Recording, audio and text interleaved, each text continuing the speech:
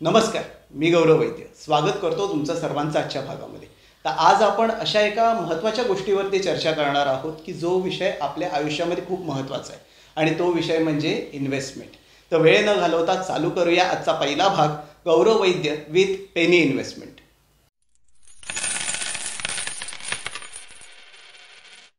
तर जसं मी मगाशी म्हणालो की आपण आज इन्व्हेस्टमेंट या विषयावरती बोलणार आहोत आणि या विषयावरती चर्चा करण्यासाठी आज आपल्यासोबत आहे गौरंग वैद्य. तर गौरंग, मला तू तुझ्याबद्दल आणि पेनी इन्व्हेस्टमेंट याबद्दल थोडी माहिती सांग. नमस्कार. माझं नाव गौरांग आणि मला आधीपासूनच नंबर्स आणि स्टॅटिस्टिक्सची खूप आवड होती बरोबर. आणि त्यामुळे त्याच्यात संदर्भातच मला काहीतरी काम करायचं असं वाटत होतं किंवा पुढे त्याच्यातच काहीतरी करिअर करायचं आहे.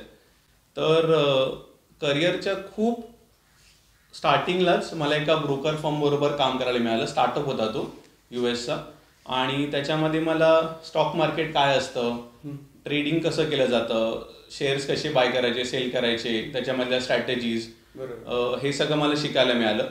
आणि त्याच्यानंतर मी एका फायनान्शियल कन्सल्टन्सीबरोबर काम केलं जे स्वतः म्युच्युअल फंड्समध्ये डील करत होते. बरोबर. आणि तिकडे मला म्युच्युअल फंड्सबद्दल म्हणजे फक्त FD सोडून बाकीच्या आणखीन काय काय आपल्याकडे ऑप्शन्स आहेत हे तिकडे कळत गेलं.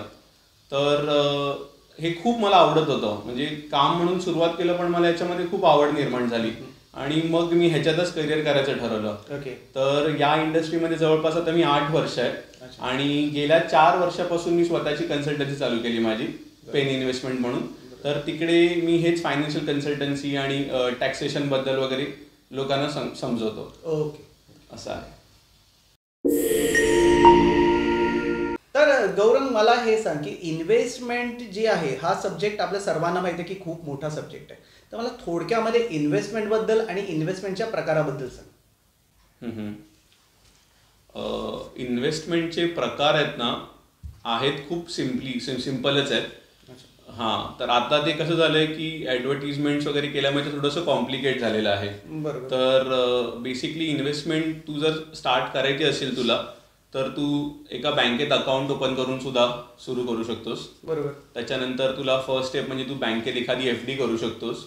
त्याच्यानंतर थोडंसं तुला जर तुझं रिस्क असेल आणि तू थोडासा तुझा टाइम होरायझन मोठा असेल तर त्याच्यासाठी तू म्युच्युअल फंडचं ऑप्शन सिलेक्ट करू शकतोस.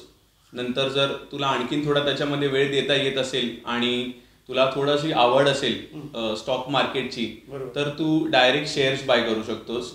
असे म्हणजे ऑप्शन्स तर अनेक आहेत इन्व्हेस्टमेंट करण्यासाठी. तर बेसिकली तुझी गरज काय आहे आणि तुझा अल्टिमेट गोल काय आहे त्याच्यावरती आपण ठरवतो की तू कशामध्ये पैसे इन्व्हेस्ट करायला पाहिजेस. बरोबर. ठीक आहे. तर गौरंग, आम्हाला सांग की समजा एखादा माणूस आहे की ज्याला इन्व्हेस्टमेंटबद्दल काहीच माहिती नाही आहे, पण त्याला इन्व्हेस्टमेंट करायची आहे स्वतःचं फ्युचर सिक्युअर करण्यासाठी. तर त्यांनी ते कुठच्या प्रकारे धरून चाललं पाहिजे? त्याच्या स्वतःच्या फायनान्शियल ह्याच्यावरती धरलं पाहिजे की तो किती कमवतो वगैरे ह्याच्यावरती धरलं पाहिजे की काही अजून गोष्ट आहे त्याच्यासाठी? म्हणजे तुला असं म्हणायचं आहे का की एक माणूस जस्ट कमवायला लागलाय, हा बरोबर, आणि त्याला इन्व्हेस्टमेंट स्टार्ट करायची आहे, कमवतो आहे आणि त्याला आज इन्व्हेस्टमेंट स्टार्ट करायची आहे. बरोबर. बरोबर. हा, हे वयावरती डिपेंड आहे का? मी थोडक्यात मला तसं विचारायचं. बघ, वय तर काहीच नसतं रे, वय काहीच नाहीये की कुठच्या वयात तू स्टार्ट करायला पाहिजे वगैरे. कारण की ना, असं म्हटलं जातं की खूप लवकर करायला पाहिजे, ते तर खरंच आहे. पण काही लोकांची परिस्थिती अशी असते ना की म्हणजे काही एज्युकेशन लोन खूप घेतलंय किंवा त्यांच्या घरातल्याच आर्थिक जबाबदाऱ्या एवढ्या आहेत, आई वडिलांचं किंवा कोणाचं काही कर्ज देणं वगैरे आहे, तर ते थोडंफार लेट होऊ शकतं. तर त्याला काही प्रॉब्लेम नाहीये. पण तुला जेवढ्या लवकर होता येईल तेवढं तू स्टार्ट तर करायला पाहिजे तुझं इन्व्हेस्टमेंट. आपल्यापैकी अशी बरीचशी जण असतील की ज्या लोकांनी इन्व्हेस्टमेंट अजून केलेलीच नसेल काही. हा, काही हरकत नाही. पण तू इन्व्हेस्टमेंट स्टार्ट करायला पाहिजे, कारण की आपण कमवतो एका ठराविक वयापर्यंत. म्हणजे जर आता तू बिझनेस म्हणायला गेलास तर जोपर्यंत हातात ताकद आहे तोपर्यंत आपण कमवतो. बरोबर. पण जर तू सर्व्हिस करतोयस वगैरे तर तुला रिटायरमेंट एज आहे, एक 58-60 रिटायरमेंट एज असते. त्याच्यानंतर आपल्याला सोर्स ऑफ इन्कम काहीच नाहीये. बरोबर. कारण की आता कुठेच पेन्शन हा प्रकार नाहीये.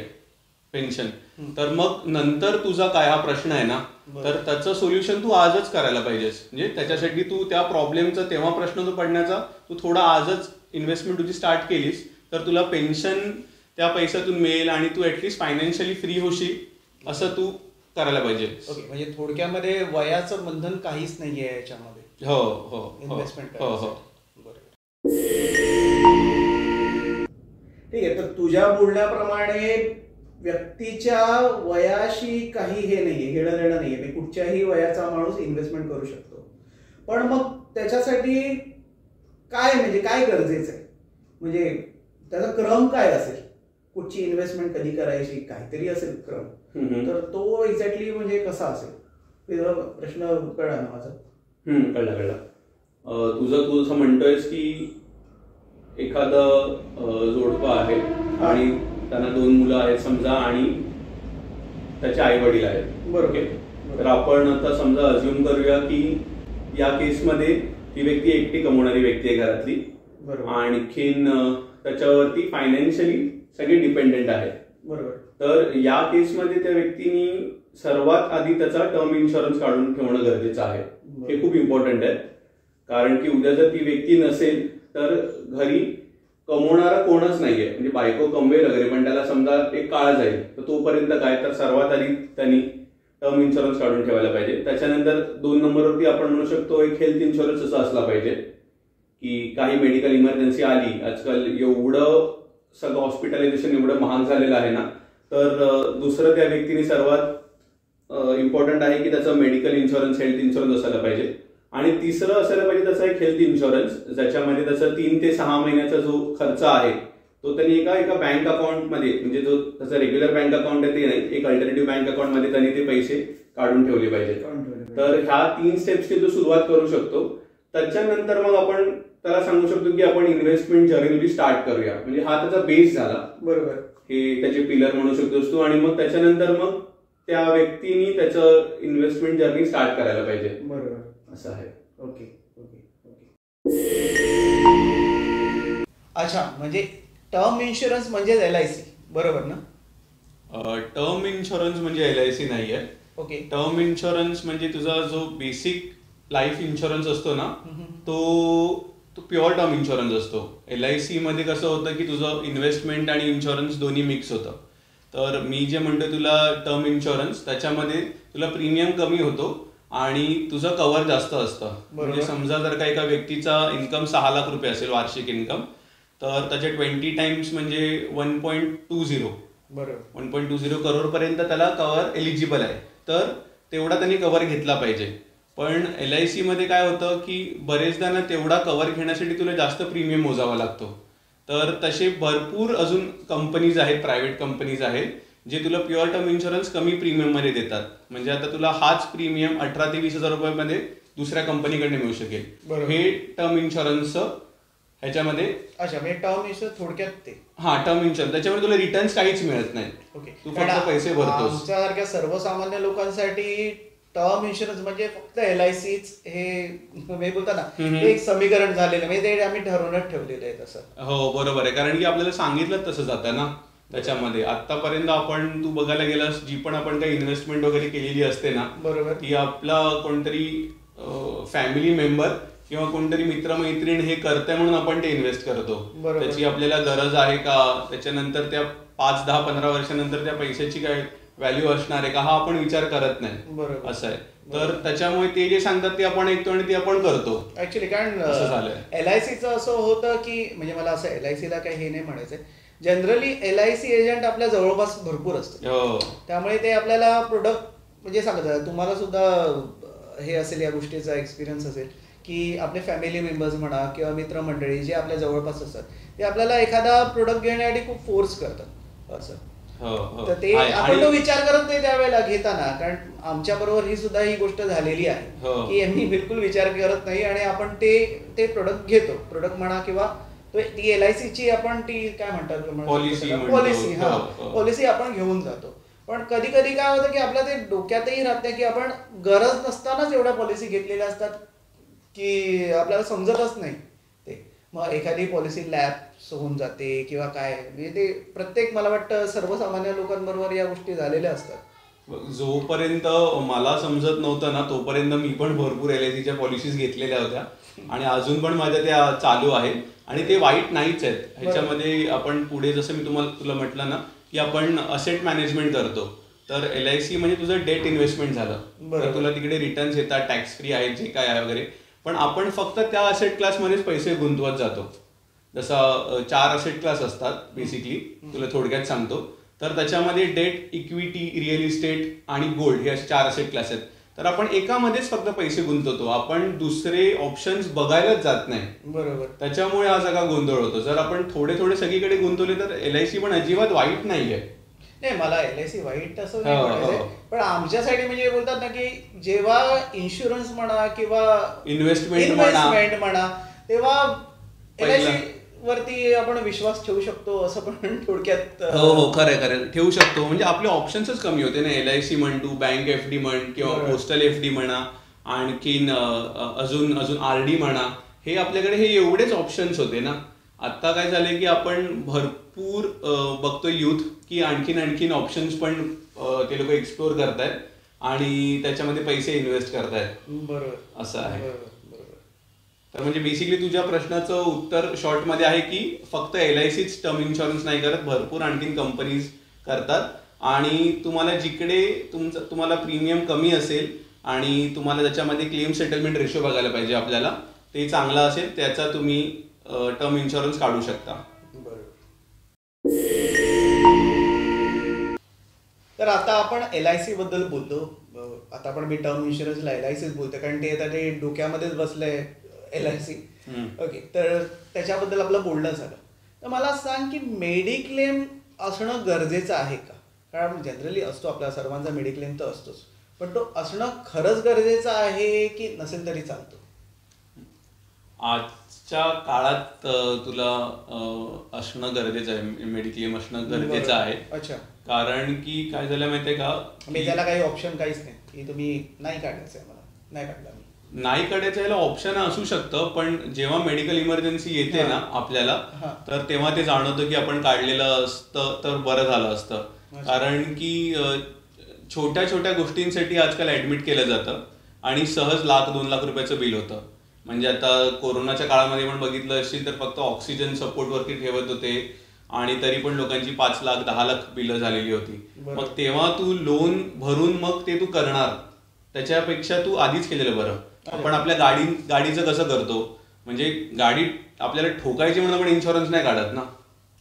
बरोबर ना. तर ते मॅन्डेटरी आहे, म्हणजे आपल्याला पोलीस पकडणार आणि RTO आपल्याला फाईन करणार. ते डोक्यामध्ये असतं रे. आता मी तर इन्शुरन्स त्याच्यासाठीच काढतो की बाबा उद्याला पकडलं तर आपल्याला पटकन सुटूया, नको. हो नाही, ते म्हणजे ते आता बघ, ती मॅन्डेटरी आहे PUC आणि ते तुला मॅन्डेटरी म्हणून तू नेहमी काढून ठेवतोच की आपल्याला फाईन नको लागू दे वगैरे म्हणून.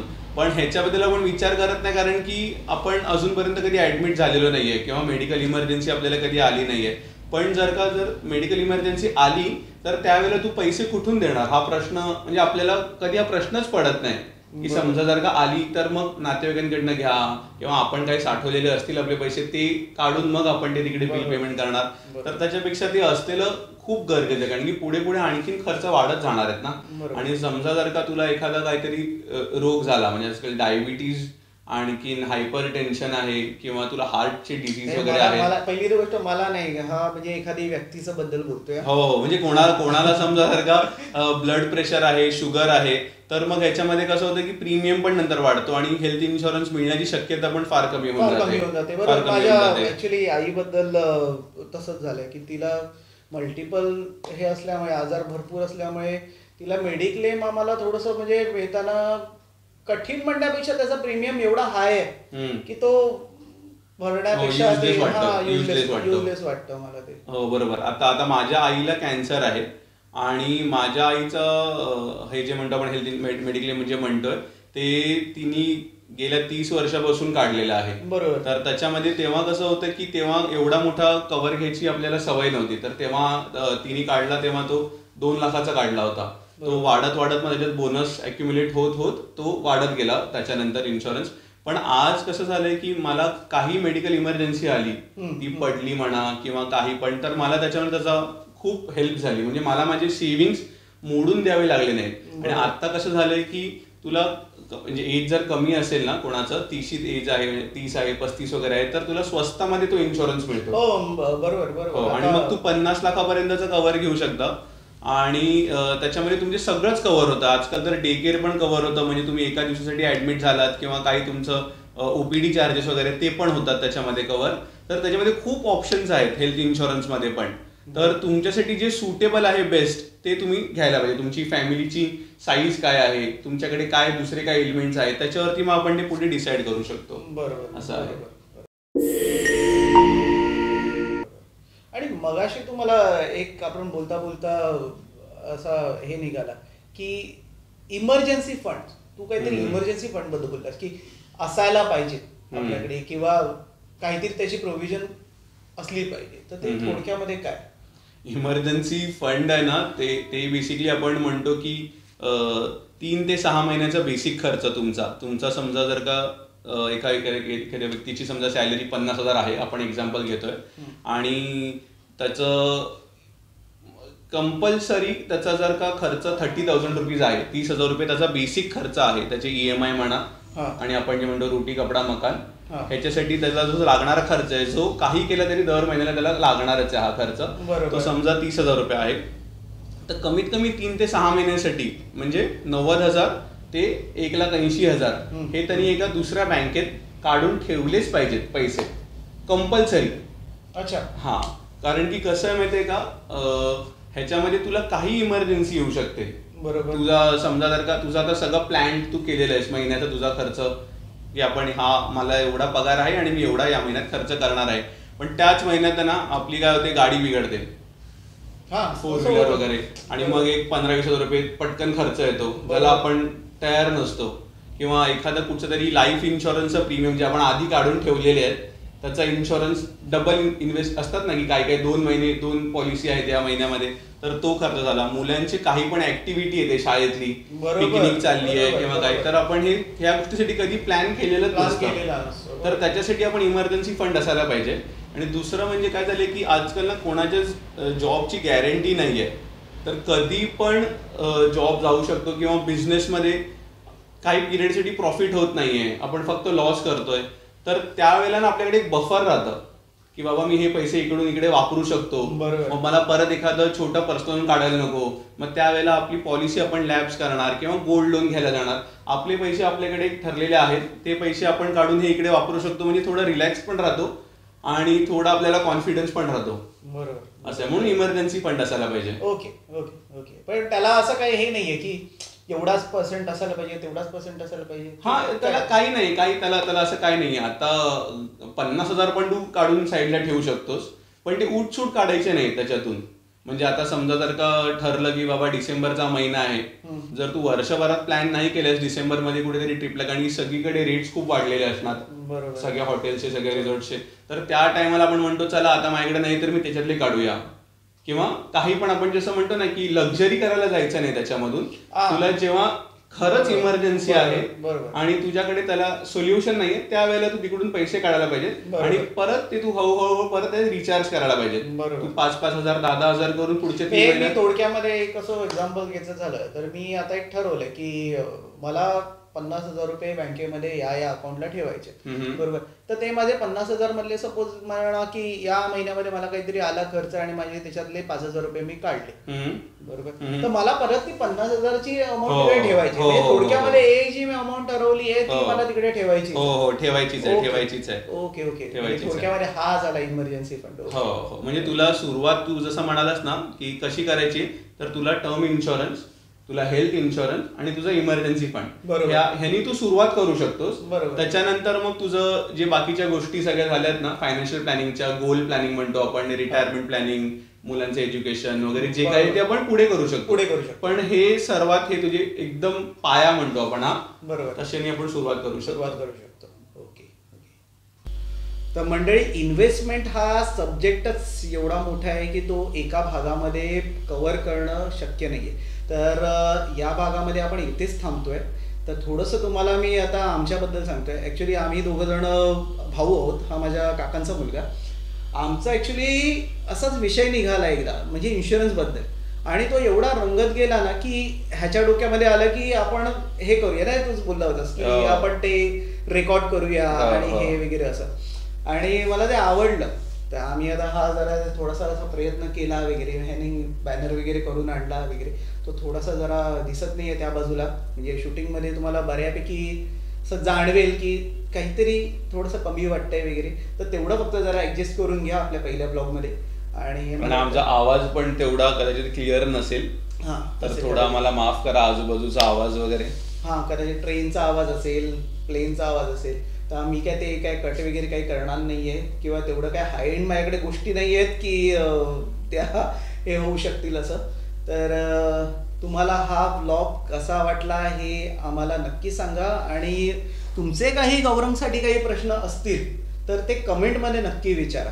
आता पुढचे जे एपिसोड येणार आहेत पेनी इन्व्हेस्टमेंट आणि ह्याचे म्हणजे आपल्या ब्लॉग्सचे, त्याच्यामध्ये आपण ते प्रश्न कव्हर करूया ना, आपण घेऊ शकतो ना ते प्रश्न? हो, घेऊया. बेसिकली आपल्याला तेच करायचं आहे की लोकांना ना फायनान्स बद्दल जी भीती आहे ना ती जायला पाहिजे त्यांना, आणि त्यांनी हळूहळू ह्याच्यामध्ये सुरुवात करायला पाहिजे. हा आपला मोटो हा एवढाच आहे, बाकी काहीच नाही. त्यांना समजायला पाहिजे बेसिकली काय काय ऑप्शन्स अवेलेबल आहेत. बरोबर. इनफॅक्ट मला पण या गोष्टीबद्दल खरंच खूप कमी नॉलेज आहे. मला शेअर मार्केट बद्दल वगैरे पण माहिती नाहीये. मला तेही सुद्धा याच्याकडून जाणून घ्यायचंय. तर त्याच्यावरती पण आपण एक मला वाटतं ब्लॉग बनवूया शेअर मार्केटमध्ये. मला वाटतं एक सेपरेट बनेल तो बहुतेक. आता त्यांचे जर काही प्रश्न असतील तर आपण त्याप्रमाणे ते करू शकतो. आणखीन पण काही. बरोबर. तर तुम्हाला कुठचाही याच्यामध्ये आता इन्व्हेस्टमेंट बद्दल मला सांग, म्हणजे कुठचे प्रश्न, म्हणजे कुठच्या सब्जेक्टवरती लोक प्रश्न विचारू शकतात आपल्याला? इन्व्हेस्टमेंट बद्दल ज्या म्हणजे बेसिकली तू काही प्रश्न विचारू शकतोस रे. काही म्हणजे काय, म्युच्युअल फंड म्हणू शकतोस, स्टॉक मार्केट म्हणू शकतोस, ओके, बिटकॉइन म्हणू शकतोस. ओके. अरे बिटकॉइन, बरोबर. बिटकॉइन तर बोलतात ना, एवढा तो जटिल आहे ऍक्च्युली. मला झिरो नॉलेज आहे बिटकॉइन. हा, तर मला त्याच्याबद्दल खरंच जाणून घ्यायला आवडेल. कारण चांगलं आहे नाहीये तर. हा, नाही काय होतं की आता आपण अशा सराउंडिंग मध्ये असतो ना की जर कोणाला मी बोलीन अरे मला बिटकॉइन बद्दल माहिती नाही, तर तो थोडक्यात मला कदाचित अशिक्षित कमी तर तुम्ही तसा काही विचार करू नका. पण आहे, मला खरंच खूप कमी माहिती आहे बिटकॉइन बद्दल. तर आपण त्याच्यावरती पण एक करूया. हो, नक्की. गोल्ड बद्दल आहे, डिजिटल गोल्ड आहे, रिअल इस्टेट आहे, भरपूर ऑप्शन्स आहेत आपल्याकडे की ज्याच्याबद्दल आपण बोलू शकतो. हो. तर मंडळी, तुम्हाला हा ब्लॉग कसा वाटला हे मला नक्की कमेंटमध्ये सांगा. आणि जसं मी मगाशी म्हणालो की तुमचे काही प्रश्न असतील तर ते कमेंटमध्ये नक्की पाठवा. तर भेटूया लवकरच नवीन एका ब्लॉगमध्ये. चला, नमस्कार.